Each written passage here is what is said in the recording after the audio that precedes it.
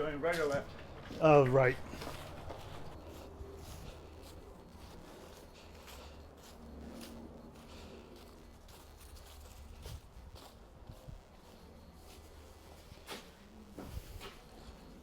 Gonna tip it.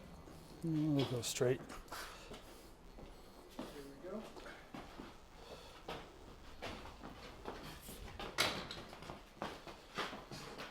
All right. Excellent. Hi, welcome to the Guillemot Kayaks Workshop. I'm Nick Schade, and in this series we are building the Petrel play, and in this episode we're unboxing the kit from Chesapeake Lightcraft. And with me today is Bill, a paddling friend of mine who has expressed interest in building a Petrel play. He paddled one a little bit and thought he might like to build one, and he hasn't gotten around to it yet, so I suggested he come help me out and sort of stand in as a sort of proxy for you guys, asking questions as we go, and he can learn the process a little bit and in the same time as helping me out. Bill, why don't you tell us a little bit about yourself? What's your paddling experience? What's your sort of woodworking experience? Okay, so I was a pharmacist for 27 years, and then I decided to segue into doing some woodworking, and I've been doing that now for 3 years and been enjoying myself with that. And as far as the paddling goes, I started paddling about 5 years ago with a local club called Ricka, and they kind of brought me along. It's a Rhode Island Canoe and Kayak Association, I think. Yeah, something like that. Yeah. And so they were really good about helping me out and learning paddling skills and navigation and just safety and awareness and all the things that go into becoming a paddler. So so I have some woodwork experience, but I'm not a boat builder by any stretch of the imagination. Well, I hope you find this helpful for you, and hopefully your presence here will help explain some things to the people watching it in the video as well. I appreciate you coming by. All right, so like I said, what we'll start out with just is an unboxing here, and this is box number 2 that comes with the kit. This is the main body of the kit, but this contains the epoxy, and so what we have here is some wood flour, which is basically high-grade sawdust. Another thing of wood flour. I think they go to an MDF factory and sweep the floor for that stuff. Then cellophil. Both of these are used to thicken epoxy in different situations for gluing stuff together. The wood flour is brown and the cellophil is white. That's the primary difference as far as I can tell. This is, you look at this and think, okay, these are boat building products. The cellophil is actually something that's produced as fiber to add to baked goods in industrial baking. So it's just a white powder, and you know we're using baking products. And then we've got a couple jugs of resin here. This is MAS epoxy. It's a low viscosity epoxy. So that's the resin, and this is the hardener. And then there's pumps that go with that are fairly calibrated. They're just ketchup pumps or mustard pumps, right, but they're generally pretty good. So that's what's in box number 1. So the low viscosity is to facilitate easy spreading? Yeah, it soaks into the fiberglass easily, and spreads easily. Yeah, so it makes it easier to apply in the process of the fiberglassing, but the low viscosity, when we come to glue stuff together, so we'll be gluing panels together using the same epoxy, and low viscosity probably not the best for gluing stuff together because it'll just run out. Okay. That's what this is for. Ah, I see. So that's what's in box number 1 or number 2 or whatever. Okay, so let's get into the meat of the unboxing here. This is how the Chesapeake Light Craft kit is typically shipped out. They actually hand delivered this up to the Wooden Boat Show in Mystic this past June, but they will ship it out just like this, I believe, UPS around the country. And actually, Fine Boat Kits in the UK sells these kits as well throughout Europe, and I suspect they package them up in a similar manner. But let's just sort of go ahead and start unboxing here.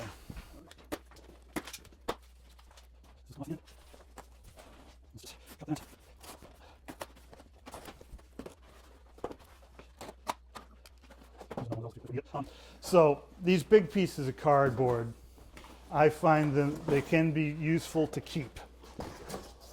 Just, you got to protect the floor or just keep them someplace. All right, see what we've got in here. Wow.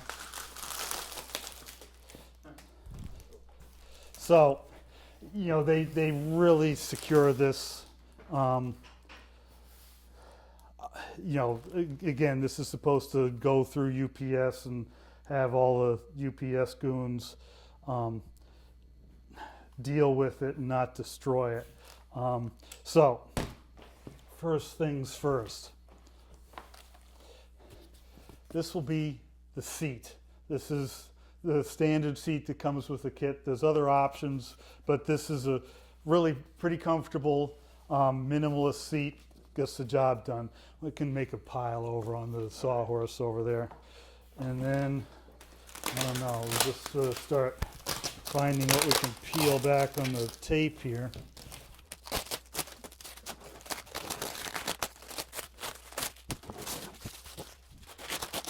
Lots of tape. Foot braces. These are really pretty key to your comfort in the boat, having something solid to push your feet against. It's really uncomfortable if you just have your feet dangling out the end.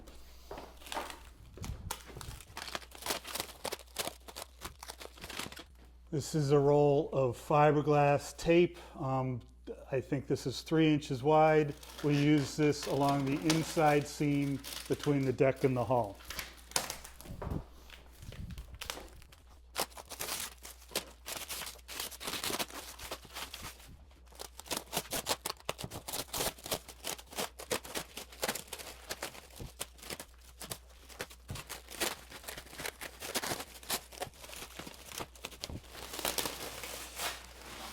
All right, here we have seat backrest and most importantly, the instruction manual.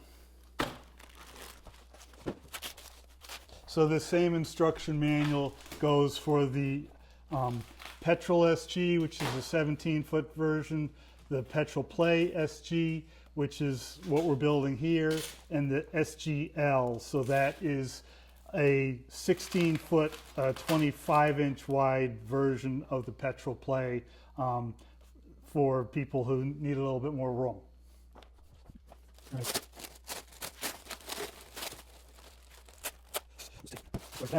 All right, here we have another bag of goodies. We've got a bunch of copper wire. Again, we call this stitch and glue boat building. The stitches, that's the copper wire. Other stuff we have in here is some syringes, some shock cord, some 1-inch webbing, a little bit of nylon cord. The shock cord is deck lines. The webbing is, can be used for deck lines and other things. The cord may be for grab loops or more deck line stuff. We'll figure that out when we get to it. So, hatch cover. This is for the stern hatch. Basically, it's kind of like a Tupperware deal. This gets glued down to the hatch, and this is the cover. And so that will be on the back deck. And you have another one here for the front hatch cover. Same deal, round cover and a rim. So these are one of the last things we install on the boat.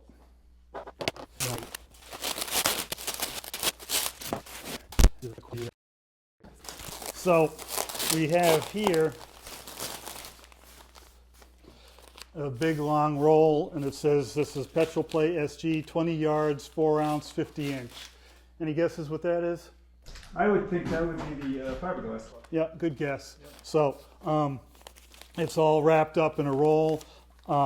It's useful to have the fiberglass rolled up like this. So the easier way to package it would be to fold it. If you fold it, you end up with some creases in the cloth, which can end up being a little bit hard to make go away on the finished boat.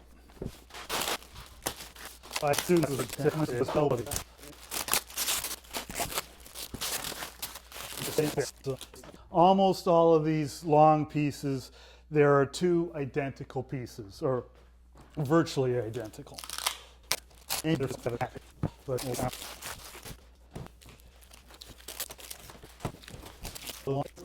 For the long bits, what we want to do as we're taking things out of the box is start to familiarize ourselves a little bit with what the parts are.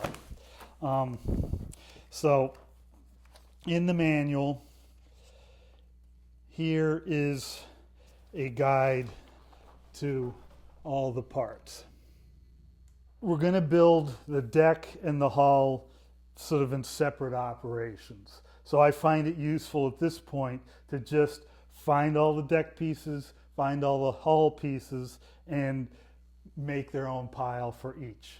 We can try and find which bit is which bit. So some of the things to look at to help identify these things. A, just the overall shape. And then B, this piece has this puzzle joint right at the end. So one way to identify this piece is to find that puzzle joint. If you look on here, you can find it on there also. It's the steeler plank on the aft. So there's two steeler planks, one on the left side, one on the right side. So we have two pieces here currently taped together. But so bottom line, this is a hull piece. This goes on the hull. So let's call this side the hull. Okay. And then here we've got a bunch of panels with this joint on it. And that corresponds, it looks like, to the hull bottom. Yep. And we will at some point have the question of, is this the bow or the stern? But let's hold off on worrying about that just for now. But here's another one with that same sort of puzzle joint pattern. So again, if we look in the manual here, right in here, we've got those puzzle joints. So we've got the bottom panels, we've got the steelers for the hull. What we don't have yet is the forward side panels, forward and aft side panels. There's two pieces that should make up the side panels. Whole side. So I would venture a guess that this would be part of it. Yeah. That would be the hull sides, right? Yep, those are the hull sides. So again, looking at these, so the distinguishing marks on these, we've got that puzzle shape there, and the other end it doesn't come to a really narrow tip, it comes to a bit of a tapered tip, but it's otherwise fairly wide. And so we have that as one end, and then at the other end, we've got a matching puzzle joint. And then at this end, we've got that wider end bit. So that looks like this would constitute the hull. That makes sense? That makes sense. All right, so let's just get these hull bits out of the way so they don't cause us.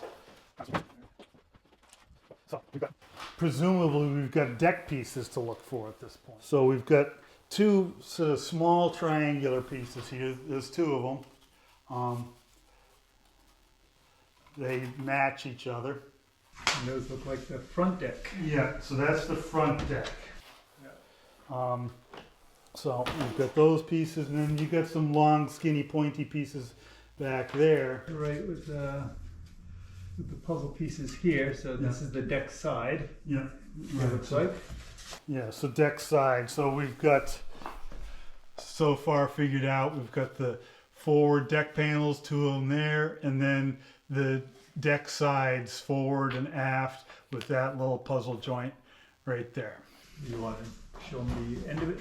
Sure. So these are the two ends. There's this piece, which is I think the aft piece, and this piece, which is the bow piece. One thing I noticed as I'm looking at that, so we've got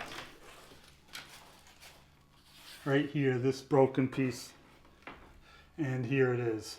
So CLC, you know, if you have a major break, CLC will send you a replacement bit, but this will end up being able to just glue that right back on there, and nobody will ever know it was a problem. But we don't want to lose that piece. That's an important little bit. So we will take and just tape that on here so we won't lose that right away. So we have, for the deck so far, we've got the forward deck panels right and left, and we've got the side panels right and left. There's more panels that we don't have yet, and we have sort of hatch parts as well. So we have a whole nother layer of tape here that we get to chew our way through. So let's start untaping all of that.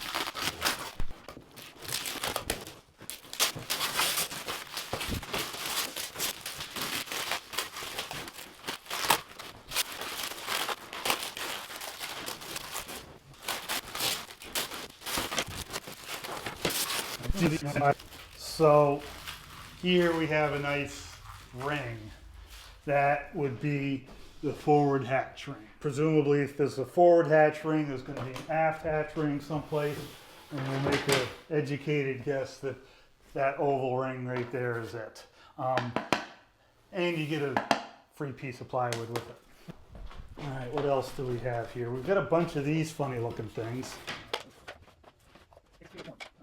I'm not sure this is all of them, but this is a start.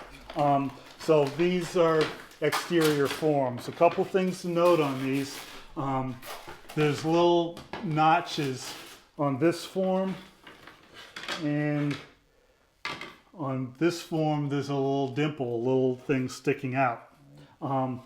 Those we'll use later to help us identify which one it is. This one has two notches. This one has one sticky outy thing. So this is form 1 on the hull. This is form 2 on the deck. So we can sort those out to deck pieces with the dimple, with the notches, and hull pieces with the sticky outy bit. So those are all deck pieces. And here we got one sticky outy bit right there. Here's two, right there, right there, 2, 3, 4. So I think we get all of them for the deck. I think we get So we've got those forms. Here we have, they show up on there? Yeah, they do show up on the guide there. They are combing spacers. There's to make up the whole ring of the combing is a sort of egg-shaped piece. If we were to cut all of these egg-shaped, we'd waste a lot of plywood. So we've segmented them up into shorter pieces so we're more efficient with the plywood. So we've got 4 different varieties of these spacers. We've got this shape, we've got this shape. Actually, there's 2 different shapes here. Four of these curved pieces and then 1 of these longer pieces. So we'll find more of those as we go along, but for now, that's what those funny looking things are. All right, and then we have 2 of these tubers.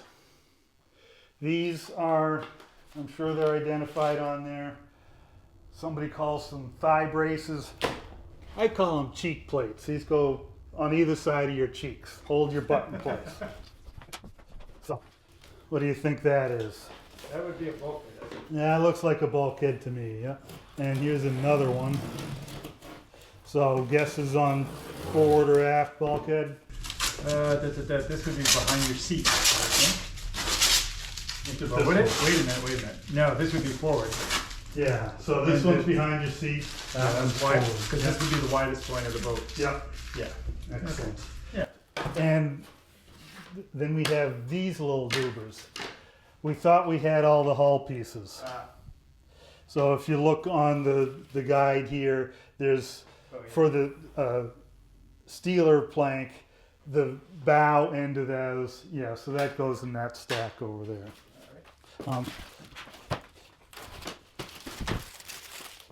So here we have a whole bunch of this shaped bits. So these are for the aft combing, or the aft hatch. We recess that hatch down so it's not sticking up above the deck, and these will form that. They all come in this piece. It's probably best to leave them in here for now, that way you won't lose the pieces. Here we have another crescent shaped bit. This goes right behind the cockpit, the combing recess. So this piece ends up getting bent up around behind the combing to get the combing down a little bit below the deck level. So we can actually start to see some of the foredeck here. Here's the combing with a few more of the combing spacers. Here's the foredeck, and this is the recess behind that combing. All right, so let's pull it.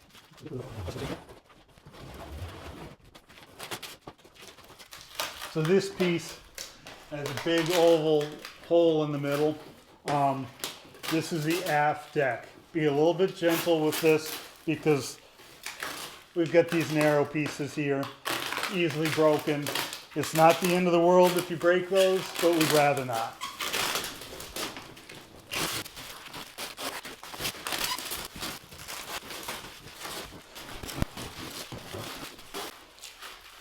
So here we have the combing ring, and in this case we opted to have that one continuous piece instead of fitting it together like these combing spacers. It's just that's an aesthetic choice. It's nice to have that all one piece. And we're able to fit these other pieces inside so we're not wasting that much material. So I think we've accounted for everything in the deck now. Hopefully, let's do an inventory, make sure we've got everything.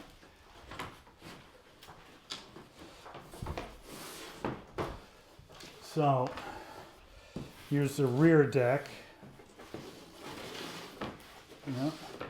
And then we've got the combing itself, the cockpit area. So that piece goes in here. This is the combing itself. Then out at the pointy end, we've got these pieces. we've got the side panels, which are here, 2 of each. So it looks like we've got everything here. So one thing you'll see on some of these pieces, get it to focus on the right thing. So right here, that's not a square edge, like that's a square edge. This is beveled right here. That makes it so when we put the boat together with these coming in at different angles to each other, it's essentially going to create a miter between those 2 pieces. So these 2 pieces are going to fit together here, and that's going to raise up and create a little miter here. So identifying the bevel on all the pieces. So if we can get everything turned so we see the outside of the boat, we can just sort of do an inspection. But again, we've got a bevel on these 2 edges, and so the bevel side down. So this episode stretched on a little bit long, so I'm going to cut it off right here. We're done unboxing. So you see what's in the kit from Chesapeake Lightcraft. It's really complete, really well packed. But I think this process of going through identifying all the parts in the kit, going through the manual a little bit, is really useful for you to see what you're dealing with, familiarize yourself a little bit with the parts, and it'll make it easier down the line identifying things and making sure you have everything. This episode plus the next episode is all happening in one day, but I've chosen to break it at this point just to keep the length down. What we're leaving off at this episode with is Bill and I are going into the shed, taking a look at one of my Petrel Play SGs that I've stained, and just sort of seeing if that's what we want to do. And spoiler alert, we are going to go ahead and stain some of the panels. I think it really looks cool. It gives a chance to highlight those puzzle joints that we put together, and it makes the Akume pop a little bit. It gives a little bit more visual interest. And whether or not you choose to do it, I think for some of you, it might be educational just to see how the process is accomplished. So that's what we'll be doing in the next episode. So until then, I really appreciate you guys' support. So if you could go ahead, hit notifications so you know about when the next episodes come out. If you hit subscribe and like, that helps the visibility of this video, and all of that helps support the process of making these videos. I also have a Patreon, and the supporters have been really kind in continuing to support me over the years, and that helps a lot in the production of these videos. So until then, thanks for watching and happy paddling.